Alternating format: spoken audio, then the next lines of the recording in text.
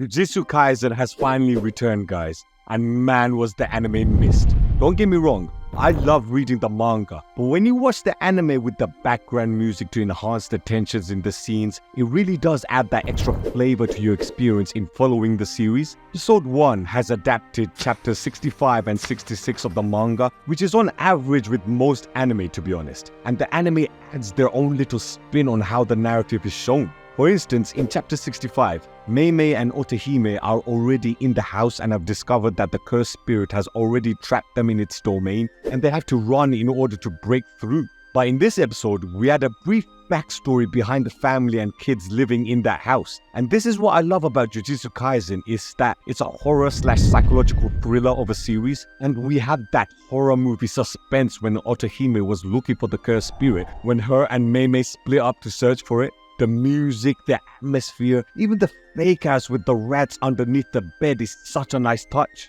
We sometimes forget that Jujutsu Kaisen isn't a typical battle shonen series, it's more of a horror than a battle series. And you can even make the argument that it's a psychological thriller as well. Because in season 1, if you guys remember, with Junpei being transformed into a transfigured human, which messed Yuji up mentally, as well as us to be fair, because we all believed that he would be part of the crew, but Mahito ruined it. That's the psychological element. The horror element of the series is that these cursed spirits are always in dark, abandoned buildings. And again, going back to the first episode of season 1 where Yuji's friends got a surprise attacked by the cursed spirits, it's the lead up to the attack that leaves you on the edge of your seat. And the way Akutami draws his cursed spirits, they look more like demons than the demons of Demon Slayer. I mean, look at Rika from Jujutsu Kaisen 0. Doesn't that look like a demon from your nightmares? When you read the manga, you appreciate Akutami's art a lot more when it comes to the cursed spirits. But that build up and that feeling of dread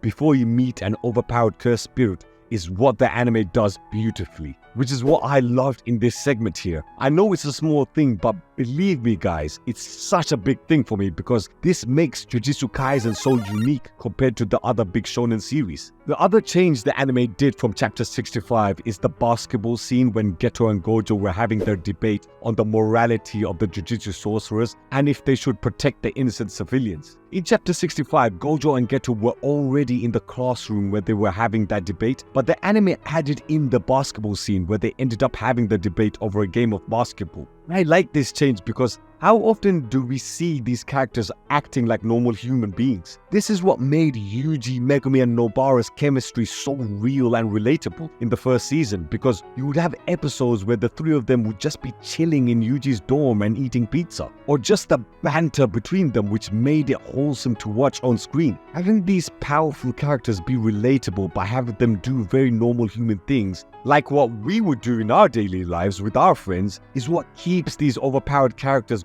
grounded on a human level. They're not characters that we look up to as if they're gods. They're actual people that happen to have powers that can destroy evil demonic spirits, such as the cursed spirits in this series. And especially for Gojo and Geto, who are ridiculously overpowered, seeing these guys just chill down and playing basketball is so refreshing. Anime onlys, please remember these nice wholesome moments because I'm telling you now, they won't last long. The third change they made compared to the manga was in chapter 66, where in the manga, Geto and Gojo are talking outside to each other, whereas in the episode, Geto is already inside going to take the star plasma vessel away. I'm not too fussed with this change if I'm honest. It's not like we don't know who made the explosion in the building, as straight away, just like in this episode, we saw the members of the Q user group attack Geto and Gojo instantly. Just because we didn't see the actual bomb itself in the manga doesn't mean we don't know who did the attack, is what I'm saying. The final change they made was literally in the beginning of the episode. I'm not going to reveal which chapter this was showcased because I feel it will be spoilers, but in the beginning we had Geto talk about the cycle of exorcism and he was in a dark place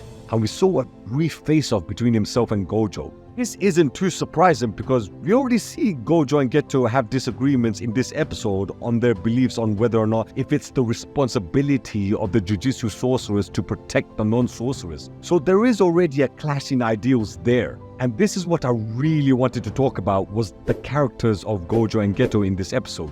Gojo is an arrogant prick in this episode, Don't lie to me, guys. I know a bunch of you who are seeing this for the first time are shocked in seeing Gojo's attitude towards the normal everyday people, saying it's exhausting to save the weak, whilst on the other hand, Geto is saying it is the duty of the Jujutsu sorcerers to protect the non-sorcerers. But guys, for me, you can actually understand where Gojo is coming from. Look at when himself, Geto and Shoko arrive at the haunted house where Utahime and Mei Mei are. Geto and the others are telling him not to pick a fight with someone weaker, but it's Gojo who is saying, why is she picking a fight with the strong? I love this little detail because you can see where Gojo's mindset is. For him, if you are strong, you get to live the way you want.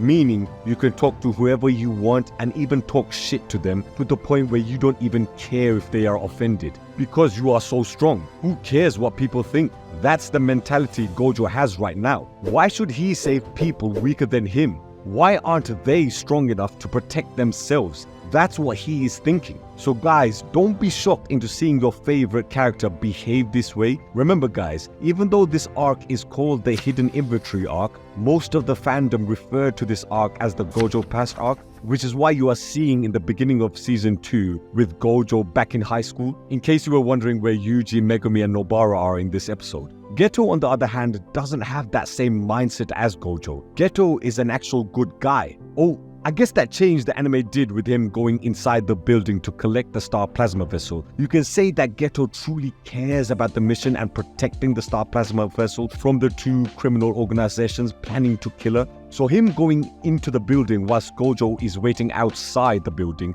symbolizes their heated debate earlier on in the episode. Gojo doesn't care about the weak, which is why he is waiting outside, whilst Geto went inside the building to collect the Star Plasma Vessel, making sure that he is there present with her and gets full protection from him. Gojo needs Geto as a friend because he makes him see the light and tells him straight to his face that Gojo needs to humble himself whenever he talks to others. Geto is the guy keeping Gojo from going off the rails, telling him how to behave, trying to convince him into protecting normal people, playing sports with him and just being a good friend. As a manga reader, I can't wait to see how the anime adapts their friendship for the upcoming episodes. And guys, please pay attention to their friendship. You get to see more layers into their characters just by these two interacting with each other. Overall, this was a solid start to season 2. We even had the reveal of Toji Fushiguro at the end of the episode, and it looks like he will be aligning with one of the assassination groups. No doubt he will get more heavily involved in the story.